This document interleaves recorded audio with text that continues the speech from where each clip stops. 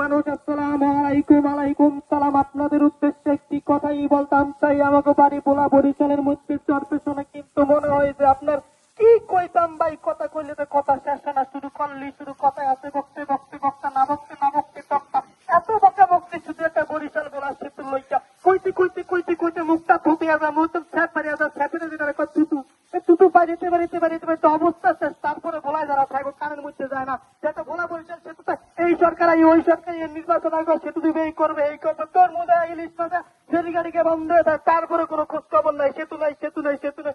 বলা বরিশাল সেতুটা একটা মেডিকেল নাই, একটা বিশ্ববিদ্যালয় নাই, কাই নাই কি শুরু করলো ভাই।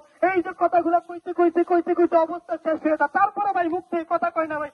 কি যে কইতাম ভাই, আরে মনে করেন যে মনে মাথায় ব্যথা হয়ে গেছে, ঘাড়ে ব্যথা হয়ে গেছে, পেটে ব্যথা হয়ে গেছে, সব জায়গায় ব্যথা হয়ে গেছে, ক্ষুধা লাগিয়ে গেছে, তারপরে খালি কথা কইতে মন চায়। এত কথা কইতে কইতে আর ভাল লাগে না ভাই। সবচেয়ে